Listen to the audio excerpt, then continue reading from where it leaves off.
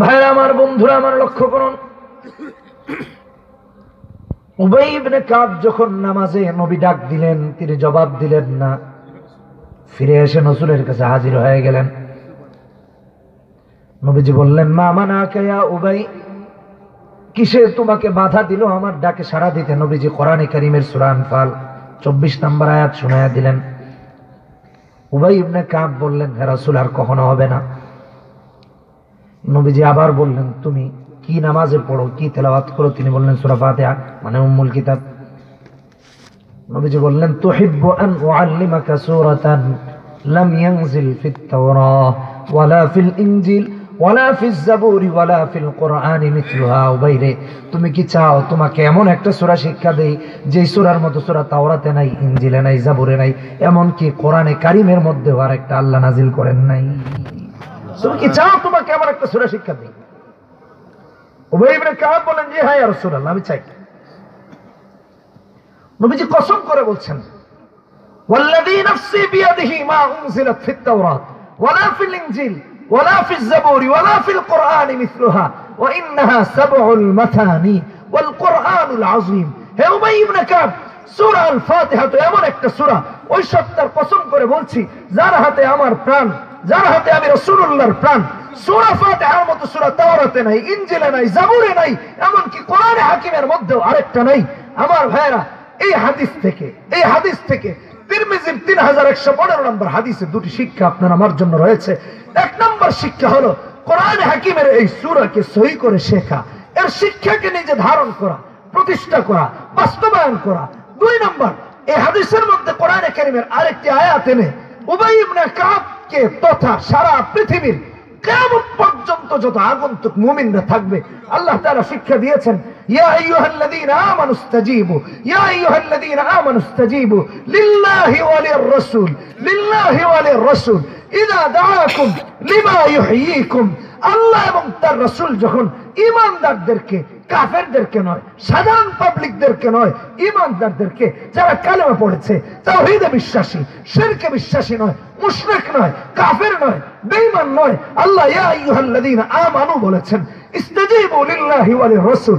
আল্লাহর রাসূল যখন কোন প্রাণবন্ত কাজের দিকে মুমিনদেরকে ডাকেন, দুনিয়ার সব কাজ ফেলে দিয়ে মুমিনদেরকে সেই কাজে ডাকে সাড়া দেওয়া ওয়াজিব হয়ে যায়, ওয়াজিব হয়ে যায়। আজকে যারা আলেমদের বিরুদ্ধে কথা বলে, নিজেকে আলেম জাহির করতে চায়, আজকে যারা ঈমানদারদের বিরুদ্ধে কথা বলে, হকের বিরুদ্ধে কথা বলে, নিজেকে হক বলে জাহির করতে চায়, আমি তাদের বিরুদ্ধে দ্ব্যর্থহীন কণ্ঠে এই হাদিস থেকে এই শিক্ষা পৌঁছায় দিতে চাই। আরে আলেমরা কোরআনের পক্ষে, হকের পক্ষে, বাতিলের বিরুদ্ধে, নাজায়েজের বিরুদ্ধে শুধু রাস্তায় নামেন না, প্রয়োজনে জিহাদের ময়দানে শাহাদাতের তামান্না নিয়ে নেমে পড়েন। আল্লাহু আকবার, জিন্দাবাদ, জিন্দাবাদ, জিন্দাবাদ, জিন্দাবাদ। আমানুস্তাজীবু লিল্লাহি ওয়া লির-রাসূল ইযা দাআকুম লিমা ইউহয়িকুম। এটা প্রথম শিক্ষা। আসসালামু আলাইকুম ওয়া রাহমাতুল্লাহি ওয়া বারাকাতুহু। ওয়া আলাইকুম আসসালাম। ইন্নাল হামদালিল্লাহি নাহমাদুহু ওয়া নাস্তাঈনুহু ওয়া নাস্তাগফিরুহু ওয়া নু'মিনু বিহি ওয়া নাতাওয়াক্কালু আলাইহি ওয়া নাউযু বিল্লাহি মিন শুরুরি আনফুসিনা ওয়া মিন সাইয়্যাতি আ'মালিনা। من يهد الله فلا مضل له ومن يضلله فلا هادي له ونشهد أن لا إله إلا الله وحده لا شريك له ونشهد أن سيدنا وسندنا وحبيبنا ومولانا محمدا عبده ورسوله. أما بعد، فقد قال الله تعالى في كلامه المجيد وفي فرقانه الحميد: أعوذ بالله من الشيطان الرجيم، بسم الله الرحمن الرحيم. الحمد لله رب العالمين الرحمن الرحيم مالك يوم الدين، إياك نعبد وإياك نستعين، اهدنا الصراط المستقيم صراط الذين أنعمت عليهم غير المغضوب عليهم ولا الضالين آمين. وقال تعالى في شان حبيبه إن الله وملائكته يصلون على النبي يا أيها الذين آمنوا صلوا عليه وسلموا تسليما. সবাই নামাজে দরুদ পড়ি। اللهم صل على محمد وعلى آل محمد كما صليت على إبراهيم وعلى آل إبراهيم إنك حميد مجيد. اللهم بارك على محمد وعلى آل محمد كما باركت على إبراهيم وعلى آل إبراهيم إنك حميد مجيد. صدق الله العظيم. الجامعة الإسلامية الأهلية فاطمة الزهرا رضي الله تعالى عنها মহিলা মাদ্রাসা কর্তৃক আয়োজিত আজকের ইসলামী মহাসম্মেলনের সম্মানিত সভাপতি শেখুল হাদিস আল্লামা হাফিজ মাসউদ আহমদ সাহেব বারাকাল্লাহু তাআলা ফি হায়াতি। আমিন। দীর্ঘ সময় অন্যান্য ওলামায়ে কেরাম আলোচনা করেছেন। রাত অনেক গভীর হয়ে গেছে। প্রচন্ড শীত উপেক্ষা করে কোরআন প্রেমী, দিন প্রেমী, ইসলাম প্রিয় ভাইরা যারা উপস্থিত রয়েছেন, শ্রদ্ধেয় বাবারা, যুবক বন্ধুরা, পর্দার অন্তরালে অবস্থানরত মা বোনেরা, সকলকে মোবারকবাদ জানাচ্ছি। শুরুতেই আল্লাহ সুবহানাহু ওয়া তাআলার দরবারে শুকর আদায় করছি, যিনি ভালোবেসে মহব্বত করে দয়া করে আজকে মাহফিলে আমাদেরকে এই গভীর রাত পর্যন্ত উপস্থিত থাকার তৌফিক দান করেছেন। এজন্য বলি আলহামদুলিল্লাহ। আমরা সবাই একটু সামনে আগায় বসি, তাহলে শীত কম লাগবে, একটু সৌন্দর্য দেখা যাবে, সুন্নত আদায় হবে। সবাই একটু সামনে চলে আসি, ফাঁকা জায়গাগুলো পুরো করে বসি। কোরআনে কারীমের একটি সূরা তিলাওয়াত করেছি। ইসলামের দিক থেকে এটা একেবারে প্রাথমিক শিক্ষা, একেবারেই প্রাথমিক শিক্ষা। আলিফ বা তাসা ইত্যাদি শেখার পর মানুষ সূরা আল ফাতিহাই শিখে। অনেক ছোট্ট বাচ্চারা আলিফ বা তাসা শিখার আগেও শিখে, মুখস্থই করে ফেলে ছোট্ট থাকতে থাকতে, বাবা মায়ের কাছ থেকে শুনতে শুনতে। এই সূরার আলোচনা কেন করছি? ইদানিং দেখতে পাচ্ছি ডানে বামে মুফতির অভাব নাই, সবাই খালি ফতোয়া দেয়। আলিফ বা তাসা পড়েও ফতোয়া দেয়, তাহাজ্জুদ 22 বছর পড়েও ফতোয়া দেয়। আবার কেউ কেউ তাহাজ্জুদ আর আলিফ বা তাসা লাগে না, এমনি জানাজার নামাজ পড়ে এই মুফতি হয়ে যাচ্ছে, নানান কাহিনী আর কি। তো এই জন্য এই ইসলামের একটা প্রাথমিক শিক্ষার একটা ভূমিকা স্বরূপ এই সূরাটি তিলাওয়াত করেছি। আমি তো বলি আলেম হওয়া বহু দূরের কথা, হাফেজ কোরআন হওয়া বহু দূরের কথা। ওই মানুষগুলো সূরা আল ফাতিহাই বুঝে নাই। ঠিক। দৈনিক ফরজ নামাজের আদায়ের পরেও, সুন্নতের পরেও, নফলের পরেও, কারণ কোন নামাজ সূরা ফাতিহা ছাড়া হয় না, ঠিক, কোন নামাজ। তাহলে কোথায় সূরা ফাতিহা শিখেছে? সূরা আল ফাতিহার সাথে যদি পরিচিত থাকতো, তাহলে আলেমদের সাথে বেয়াদবি করতো না, ইসলামের সাথে বেয়াদবি করতো না, আল্লাহ আল্লাহ রাসূলের সাথে বেয়াদবি করতো না। আমি কিছু পরিচয় তুলে ধরার জন্য এই সূরা তেলাওয়াত করেছি, যে আসলে এরা সূরা ফাতিহাই বুঝে নাই। আলোচনা শুনলে বুঝবেন যে আমি কি বোঝাতে চাচ্ছি। আর আমাদের অবস্থাও এরকম। নামাজে দাঁড়াই, 50 বছর হয়েছে, 60 বছর হয়েছে, 70 বছর হয়েছে, এখনো ফাতিহা সই করে পারি না। ঠিক, অভাব নাই এরকম লোকের। কারো তো চুল দাড়ি পেকে পরনির্ভরশীল তথা অপরের কাঁধে হাত না রেখে চলতে পারে না, লাঠির সাহায্য ছাড়া চলতে পারে না, কিন্তু সূরা ফাতিহাই সই নেই। তাহলে তার জীবনে কি নামাজ সহি হয়েছে? আপনাদের কাছে জিজ্ঞেস করলাম, কোনো নামাজই সহি হয়নি। এটা বড়ই দুঃখজনক। নামাজে একাগ্রতা, নামাজে খুশু এবং খুজুর জন্য কোরআনের সাথে পরিচয় হওয়া দরকার, তাআল্লুক থাকা দরকার। লাখো মানুষের ভিড়ে যদি দুই একজন পরিচিত মানুষ দেখেন, দৃষ্টি আকর্ষিত হয় তার প্রতি, দৃষ্টি নিবন্ধিত হয় যে না, লোকটাকে চিনি, ভাই কেমন আছেন, বাড়ি সবাই কেমন আছে, ইত্যাদি ইত্যাদি। কাউকে চিনেন না, তাহলে কারো দিকে মনোযোগ আকর্ষণ হয় না, যেটা পরিচিত মানুষের সাথে হয়। পুরো কোরআনে কারীমের সাথে সম্পর্ক নাই, 114টা সূরার সাথে নাই, এমনকি সূরা ফাতিহার সাথেও নাই। তাহলে নামাজে খুশু আসবে কোত্থেকে, খুজু আসবে কোত্থেকে বলেন? এটা আসা সম্ভব না।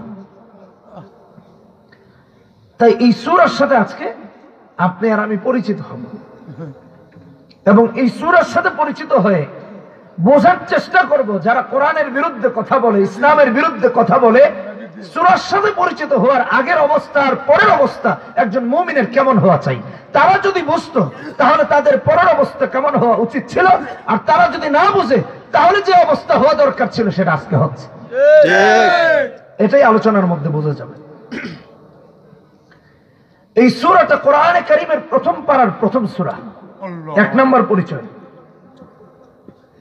2 নম্বর পরিচয় হলো এই সূরাটি 114টি সূরার মধ্যে প্রথম সূরা। 3 নম্বর পরিচয় হলো কোরআনে হাকিমের প্রত্যেকটি সূরা মাক্কি বা মাদানী, 2 ভাগে বিভক্ত। এই সূরাটি মাক্কি। 4 নম্বর হলো কোরআনে কারীমের প্রত্যেকটি সূরায় কম বেশি আয়াত আছে। এই সূরার আয়াত সংখ্যা 7টি, 6 আর 1 7। 5 নম্বর পরিচয় হলো এই সূরায় 7টি আয়াতে 25টি শব্দ আছে। কয়টা গেল? 5টা। 6 নম্বর পরিচয় হলো এই 25টি শব্দে 126টি মতান্তরে 113টি অক্ষর আছে। 7 নম্বর পরিচয় হলো এই সূরার 55টিরও অধিক নাম আছে, তার মধ্য থেকে সর্বাধিক প্রসিদ্ধ নাম হলো আল ফাতিহা, সূরাতুল ফাতিহা। আরো অনেক নাম আছে। 8 নম্বর পরিচয় হলো সূরার নাম সূরাতে নাই, আল ফাতিহা। আরো অনেক নাম আছে। এটা হলো একটা পরিচয় তুলে ধরলাম সূরাটির।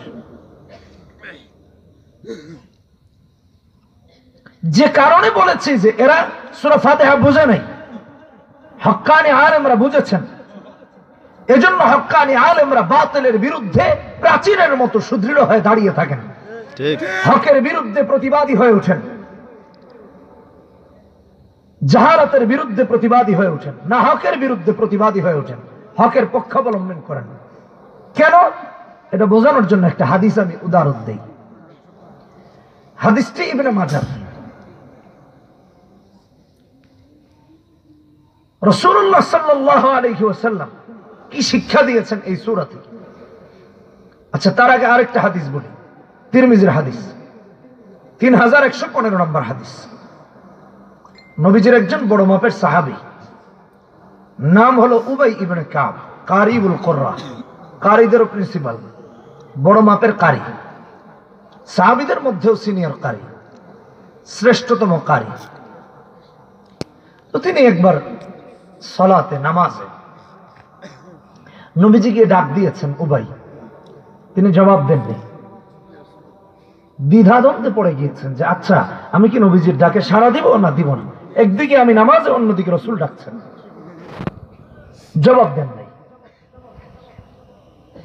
নবীজি চলে এসেছেন, উবাই ইবনে কাব দ্রুত গতিতে নামাজ শেষ করে রাসূলের কাছে এসে হাজির হয়েছেন। আসসালামু আলাইকা ইয়া রাসূলুল্লাহ। নবীজি বললেন ওয়া আলাইকুস সালাম। পাল্টা প্রশ্ন করেছেন, মা মানাআকা ইয়া উবাই আন তুজিবানি ইদ দাউতুক, আমি যে তোমাকে ডাকলাম কিসে তোমাকে বাধা দিল আমার ডাকে সাড়া দিতে? কেন জবাব দাও নাই? উবাই ইবনে কাব জবাব দিলেন, ইন্নী কুনতু ফিস সালাহ ইয়া রাসূলুল্লাহ, হে আল্লাহর রাসূল আমি তো নামাজে ছিলাম। নবীজি বললেন, উবাই তুমি কি জানো না আল্লাহ সুবহানাহু ওয়া তাআলা কোরআনে হাকিমে কোরআনে কারীমে সূরা আনফালে 24 নম্বর আয়াতে বলেছেন, ইয়া আইয়ুহাল্লাযীনা আমানু ইসতাজীবু লিল্লাহি ওয়া লির-রাসূল ইযা দাআকুম লিমা ইউহয়িকুম। ইয়া আইয়ুহাল্লাযীনা আমানু, ইয়া আইয়ুহান নাস বলেন নাই, কাফেরদেরকে উদ্দেশ্য করে বলেন নাই, আমানু বলেছেন। ইয়া আইয়ুহাল্লাযীনা আমানু ইসতাজীবু লিল্লাহি ওয়া লির-রাসূল ইযা দাআকুম লিমা ইউহয়িকুম। উবাই ইবনে কাবকে নবীজি সম্বোধন করে বলছেন, হে উবাই ইবনে কাব, তুমি কি জানো না আল্লাহ এবং তার রাসূলের ডাকে সাড়া দেওয়া মুমিনের জন্য ওয়াজিব হয়ে যায়। যখন আল্লাহ এবং তার রাসূল মুমিনদেরকে, ঈমানদারদেরকে কোন প্রাণবন্ত কাজের দিকে ডাকেন, এটা কোরআনে হাকিমের আয়াত, সূরা আনফালের 24 নম্বর আয়াত। উবাই ইবনে কাব সাথে সাথে বললেন, সমর্থন রাসূলুল্লাহ সাল্লাল্লাহু আলাইহি ওয়াসাল্লামের কথাকে মেনে নিয়ে বললেন, হে আল্লাহর রাসূল, আর কখনো ভবিষ্যতে এমনটা হবে না। নবীজি উবাই ইবনে কাবকে তারপর বলতেছেন, উবাই ইবনে কাব, কাইফা তাকরাউ ফিস সালাহ, কিভাবে নামাজ আদায় করো? তিনি বললেন, উম্মুল কিতাব পড়ি ইয়া রাসূলুল্লাহ, মানে এই সূরা আল ফাতিহা।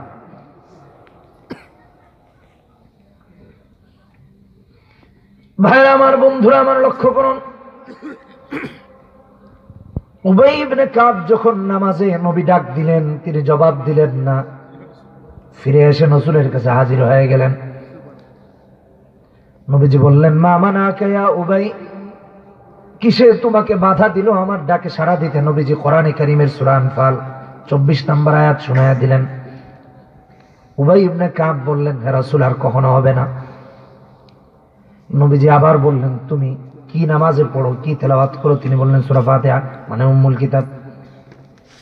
নবীজি বললেন, তুহিব্বু আন উআল্লিমাকা সূরাতান লাম ইয়ানজিল ফিত তাওরাহ ওয়ালা ফিল ইনজিল ওয়ালা ফিজ জাবুরি ওয়ালা ফিল কুরআনি মিথলুহা। উবাইরে, তুমি কি চাও তোমাকে এমন একটা সূরা শিক্ষা দেই যে সূরার মতো সূরা তাওরাতে নাই, ইনজিলে নাই, জাবুরে নাই, এমন কি কোরআনে কারীমের মধ্যে আর একটা আল্লাহ নাজিল করেন নাই? তুমি কি চাও তোমাকে এমন একটা সূরা শিক্ষা দেই? উবাই ইবনে কাব বলেন, জি হ্যাঁ ইয়া রাসূলুল্লাহ, আমি চাই। নবীজি কসম করে বলছেন, ওয়াল্লাযী নাফসি বিয়াদিহি মা উনজিলাত ফিত তাওরাত ওয়ালা ফিল ইনজিল ওয়ালা ফিজ জাবুরি ওয়ালা ফিল কুরআনি মিথলুহা ওয়া ইন্নাহা সাবউল মাথানি ওয়াল কুরআনুল আযীম। হে উবাই ইবনে কাব, সূরা আল ফাতিহা তো এমন একটা সূরা, ওই সত্তার কসম করে বলছি যার হাতে আমার প্রাণ, যার হাতে আমি রাসূলুল্লাহর প্রাণ, সূরা ফাতিহার মতো সূরা তাওরাতে নাই, ইনজিলে নাই, জাবুরে নাই, এমনকি কোরআনে হাকিমের মধ্যেও আরেকটা নাই। আমার ভাইরা, এই হাদিস থেকে তিরমিজির 3115 নম্বর হাদিসে দুটি শিক্ষা আপনার আমার জন্য রয়েছে। এক নম্বর শিক্ষা হলো কোরআনে হাকিমের এই সূরাকে সহি করে শেখা, এর শিক্ষাকে নিজে ধারণ করা, প্রতিষ্ঠা করা, বাস্তবায়ন করা। দুই নম্বর, এই হাদিসের মধ্যে কোরআনে কারীমের আরেকটি আয়াত এনে উবাই ইবনে কাবকে তথা সারা পৃথিবীর কিয়ামত পর্যন্ত যত আগন্তুক মুমিনরা থাকবে, আল্লাহ তাআলা শিক্ষা দিয়েছেন, ইয়া আইয়ুহাল্লাযীনা আমানু ইসতাজীবু, ইয়া আইয়ুহাল্লাযীনা আমানু ইসতাজীবু লিল্লাহি ওয়া লির-রাসূল, লিল্লাহি ওয়া লির-রাসূল ইযা দাআকুম লিমা ইউহয়িকুম। আল্লাহ এবং তার রাসূল যখন ঈমানদারদেরকে, কাফেরদেরকে নয়, সাধারণ পাবলিকদেরকে নয়, ঈমানদারদেরকে, যারা কালেমা পড়েছে, তাওহীদে বিশ্বাসী, শিরকে বিশ্বাসী নয়, মুশরিক নয়, কাফের নয়, বেঈমান নয়, আল্লাহ ইয়া আইয়ুহাল্লাযীনা আমানু বলেছেন, ইসতাজীবু লিল্লাহি ওয়া লির-রাসূল। আল্লাহ রাসূল যখন কোন প্রাণবন্ত কাজের দিকে মুমিনদেরকে ডাকেন, দুনিয়ার সব কাজ ফেলে দিয়ে মুমিনদেরকে সেই কাজে ডাকে সাড়া দেওয়া ওয়াজিব হয়ে যায়, ওয়াজিব হয়ে যায়। আজকে যারা আলেমদের বিরুদ্ধে কথা বলে, নিজেকে আলেম জাহির করতে চায়, আজকে যারা ঈমানদারদের বিরুদ্ধে কথা বলে, হকের বিরুদ্ধে কথা বলে, নিজেকে হক বলে জাহির করতে চায়, আমি তাদের বিরুদ্ধে দায়িত্বহীন কণ্ঠে এই হাদিস থেকে এই শিক্ষা পৌঁছায় দিতে চাই। আরে আলেমরা কোরআনের পক্ষে, হকের পক্ষে, বাতিলের বিরুদ্ধে, নাজায়েজের বিরুদ্ধে শুধু রাস্তায় নামেন না, প্রয়োজনে জিহাদের ময়দানে শাহাদাতের তামান্না নিয়ে নেমে পড়েন। আল্লাহু আকবার, জিন্দাবাদ, জিন্দাবাদ, জিন্দাবাদ, জিন্দাবাদ। আমানু ইসতাজীবু লিল্লাহি ওয়া লির-রাসূল ইযা দাআকুম লিমা ইউহয়িকুম। এটা প্রথম শিক্ষা, একটা সহি করা। আর দ্বিতীয় নম্বর শিক্ষা হলো আল্লাহ রাসূলের ডাকে সাড়া দেওয়া, মানে আতিউল্লাহ ওয়া আতিউর রাসূল। এই কথা যারা বলবে তাদের অনুসরণ করা। 2 নম্বর আরেকটা শিক্ষা, এই সূরাটি কত গুরুত্বপূর্ণ কপাল পোড়ারা বুঝে নেই, নিজেকে আলেম দাবি করে, কথা আবুল তাবুল বলে। নবীজি বসা, জিবরিলও বসা, মুসলিম শরীফের হাদিস 1913 নম্বর হাদিস। হঠাৎ আকাশে বিকট শব্দ হয়েছে, উভয়ই আসমানের দিকে তাকিয়েছেন, নবীজি জিবরিল দুজন। হযরত জিবরিল দেখে বলেন, ইয়া রাসূলুল্লাহ সাল্লাল্লাহু আলাইহি ওয়াসাল্লাম, হাদা বাবুন মিনাস সামা, এটা আকাশের একটা দরজা। ফুতিহা আল-ইয়াওম লাম ইফতাহ কাত্তুন ইল্লা আল-ইয়াওম, এটা আজকেই খোলা হয়েছে, আজকের আগে আর কোনোদিন খোলা হয়নি। কি পার্সোনালিটি এই সূরা! এই দরজাটা আজকেই খোলা হয়েছে, আকাশের দরজা, এর আগে আর খোলা হয়নি। ওই দরজা দিয়ে একজন ফেরেশতার আগমন ঘটল। জিবরিল নবীজিকে পরিচয় করিয়ে দিয়ে বলেন, হে আল্লাহর রাসূল, হাদা মালাকুন নাযালা ইলাল আরদ লাম ইয়ানজিল কাত্তুন ইল্লা আল-ইয়াওম, তিনি এমন একজন ফেরেশতা যিনি আজকেই পৃথিবীর বুকে আগমন করেছেন, আজকের আগে আর কোনোদিন তিনি পৃথিবীতে আসেন নাই। সুবহানাল্লাহ! কি পার্সোনালিটি! এমন দরজা আকাশে খোলা হয়েছে, আজকের আগে আর কোনোদিন খোলা হয়নি। ওই দরজা দিয়ে এমন একজন ফেরেশতা এসেছেন যিনি আজকের আগে আর কোনোদিন পৃথিবীতে আসেন না। ফেরেশতা এসে সালাম দিলেন। সালাম আদান প্রদানের পর ফেরেশতা ডেকে বলেন, ইয়া রাসূলুল্লাহ, আবশিরি বিনুরাইন, দুটি নূরের সুসংবাদ গ্রহণ করেন। তার মধ্য থেকে একটি নূর হলো সূরা ফাতিহা, আর আরেকটা নূর হলো সূরা বাকারার শেষ দুটি আয়াত। নূর মানে তো আলো। এই দুটি আমল যার মধ্যে থাকে, আল্লাহ তার জিন্দেগিটাকে আলোকিত করে দেন। সুবহানাল্লাহ! আবশিরি বিনুরাইন, এই সূরার কি পার্সোনালিটি! একটা আল ফাতিহা, ফাতিহা বোঝা নাই? জি, প্রারম্ভিকা। কোরআন বোঝা তো বহু দূরের কথা, কোরআনের ভূমিকাই বোঝা নাই।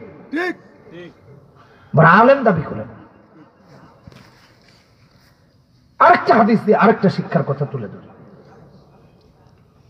বুখারীর হাদিস 5007 নম্বর হাদিস। এই সূরা সম্পর্কে একটু ধারণা দিচ্ছি যে আসলে এরা বুঝেছে না বুঝে নাই। আলেম তো দাবি করা যায় সহজে, সূরা ফাতিহাই যে বুঝে নাই এটা বোঝাচ্ছে। সাহাবী আবু সাঈদ খুদরি রাদিয়াল্লাহু তাআলা, বড় মাপের সাহাবী, সিনিয়র সাহাবী, সফরে ছিলেন, এক জায়গায় অবতরণ করেছেন। কুন্না ফি মাসিরিন লানা ফানাযালনা ফাজাআত জারিয়া ফাকালাত ইন্না সাইয়্যিদাল হায়্যি সালীমুন। বুখারীর হাদিস 5007 নম্বর হাদিস। সফরে এক জায়গায় অবতরণ করেছেন, একটি মেয়ে দৌড়ে দৌড়ে এসে হাজির। তাদেরকে দেখে বলল, আপনাদের মধ্যে কি কেউ ঝাড়ফুঁক করতে পারেন নাকি? সাহাবীরা প্রশ্ন করলেন, কেন ঝাড়ফুঁক করতে হবে? মেয়েটি বলল, আমাদের যিনি সর্দার, আমাদের গোত্রের যিনি লিডার, তাকে সাপে কেটেছে, এই জন্য ঝাড়ফুঁক করা দরকার।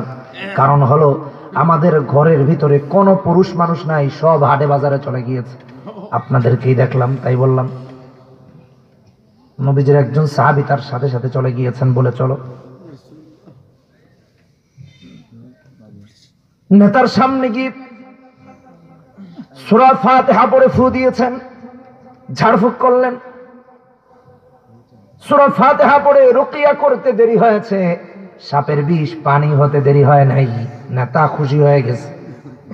ফাআমারা লাহু বি30 শাতান ওয়া সাকানা লাবানান, নেতা আদেশ দিলেন, যাও সবাইকে দুধ পান করাও, আর তাদের জন্য, অর্থাৎ ফাআমারা লাহু, যে ঝাড়ফুঁক করেছে তার জন্য একটা নয়, দুইটা নয়, 30টি বকরি হাদিয়া দিয়ে দাও। সুবহানাল্লাহ! নেতা তো বড় নেতা, তাই না? 30টি বকরি হাদিয়া দাও, একটা দুইটা না, 30টি বকরি হাদিয়া দেওয়া হলো। সাহাবীদের মধ্যে ওনারা পেরেশানে পড়ে গিয়েছেন, আরে এই যে 30টি বকরি পেলাম, এটা নেওয়া জায়েজ না না জায়েজ, হালাল না হারাম, বৈধ না অবৈধ? সাহাবায়ে কেরাম কেউ ফতোয়া দেন নাই। রাসূল জীবিত আছেন, চলো সবাই মিলে নবীজির কাছে যাই, ফতোয়া তো নবীজি দিবেন। সবাই রাসূলের কাছে গিয়ে হাজির হয়েছেন। রাসূলের সামনে সমস্ত অবস্থা উপস্থাপন করা হলো। রাসূল সব কথা শোনার পর বললেন, যাও সব তোমরা ভাগ করে নাও, আমি নবীজির জন্য একটা রেখে যাও। সুবহানাল্লাহি ওয়া বিহামদিহি। এই হাদিসে দুইটা সবক, দুইটা শিক্ষা। এক নম্বর শিক্ষা হলো সূরা আল ফাতিহা এটা সূরাতুশ শিফা, সূরাতুর রুকিয়া। প্রসিদ্ধ নামগুলোর মধ্যে কিছু নাম: উম্মুল কিতাব, উম্মুল কোরআন, আল ফাতিহা, আসাসুল কোরআন, সাবউল মাতানি, কোরআনুল আযীম, সূরাতুস সালাহ, সূরাতুল হামদ, সূরাতুল ওয়াফিয়া, সূরাতুল কাফিয়া, সূরাতুর রুকিয়া, সূরাতুশ শিফা, সূরাতুল কানজ। অনেকগুলো নাম, এগুলো মশহুর।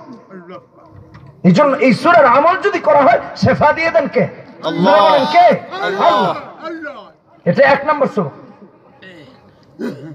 এক লোক, আমি এক মসজিদে দীর্ঘদিন জুমা পড়িয়েছি, প্রায় ৬-৭ বছর, তাও এটা আরো 5 বছর আগে।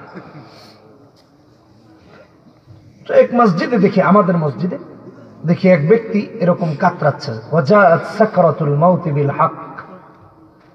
সাকারাত হয় না, এরকম অবস্থা, লাফাচ্ছে। তো তার কাছে গেলাম, ভাই কি হয়েছে? বলতেছে, হুজুর আমার মনে হচ্ছে যে কলিজা, নাড়ি বুড়ি যা আছে সব টেনেকে বের করে ফেলতেছে।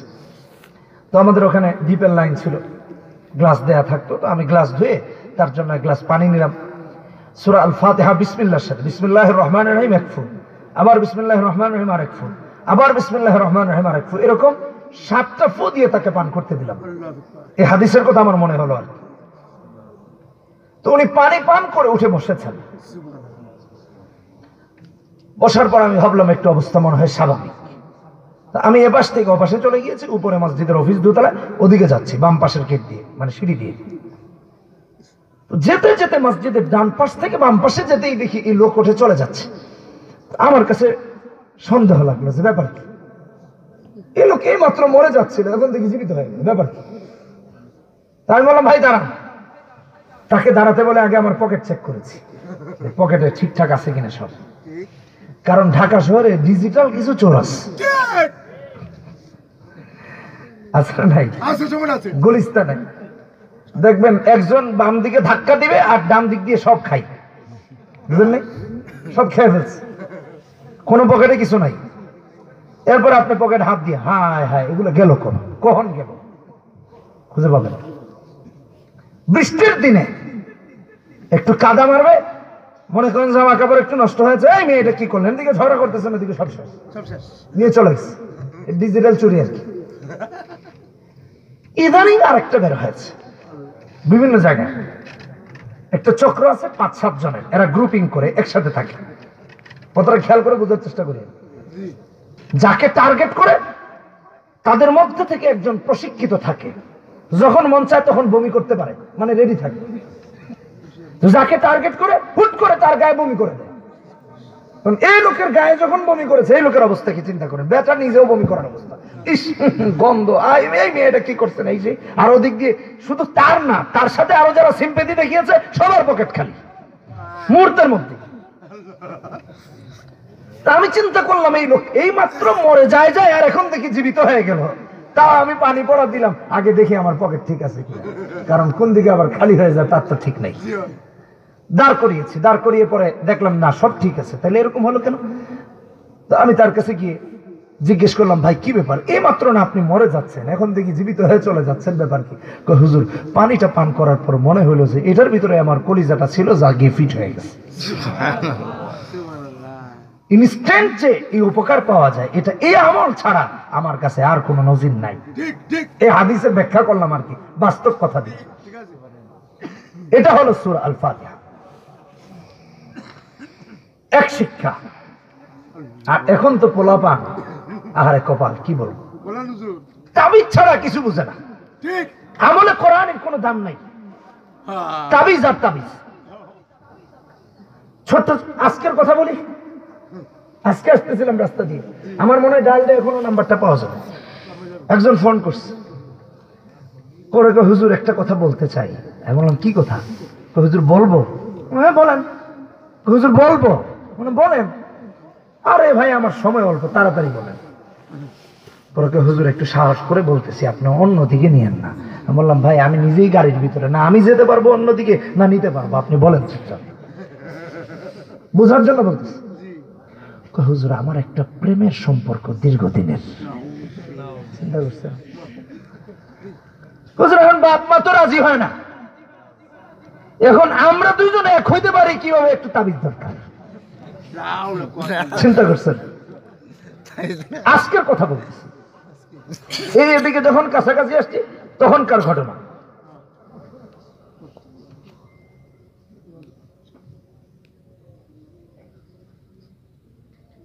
যে বিষয়টা বলছিলাম, আমাদের সমাজে দেখবেন এক শ্রেণীর লোক আছে ভণ্ডপীর, আছে না? ছেলে মেয়েরা প্রেম টেম করে তাদের কাছে যায়, যাওয়ার পরে বাবা আমি তো এই দূর বেটা তুই আমার 5,001 টাকা দে, অথবা 30,000 35 টাকা দে। বুঝলেন না, এই 1 টাকা আর 35 টাকার আলাদা একমত আছে, কারণ এটা না থাকলে তো বিশ্বাসযোগ্য হয় না যে দূর 5,000 দিলাম এটা হইলো কিছু। ওই 1 টাকায় চিন্তা করে না রে, এই 1 টাকায় না জানি কি কারামত আছে, তাবিজ বুঝি বিফলে যাবে না। আর বাবা তো বাবাই, তুই কোনো টেনশন করিস না, 7 সমুদ্র 13 নদী, সুরমা মেঘনা যমুনা পদ্মা সব পার হয়ে চলে আসবে, কোনো টেনশন নাই। আরে কেমন গাধা চিন্তা করে, যে বেচারা নিজে এটাকে ধান্দা বানিয়ে বসেছে, অপরের পকেটের টাকা নিজের পকেটে নিতে পারে না, তাবিজ তোমার করে, সেই বেচারা নাকি আবার তার গার্লফ্রেন্ড এনে দেবে। কি গান্দা করি কথা বলে, ঠিক কতটা নির্বোধ হলে পরে এগুলো হতে পারে। আহা কি আজীব ব্যাপার সেটা, এরকম আছে না নাই বলেন? আগে আসিল মানে পুরুষ ভণ্ডপীর, এখন মহিলা ভণ্ডপীর। সেদিন একজন একটা ভিডিও দিয়েছে, এই ভিডিওটা ভাইরাল, আপনারাও দেখতে পারেন, যে সবুজ জামা পরা একজন মহিলার মাথায় কাপড় টাপড় আছে, তো আরেকজনের জড়াইয়া ধইরা দোয়া দিতেছে একেবারে বুকের সাথে। কি যে দোয়া, ওই বেচারা মনে হয় যে দোয়া পেয়ে ঘুমাই যাচ্ছে। এরকম ভণ্ডপীর আছে না নাই? কথা বলেন ঠিক কিনা?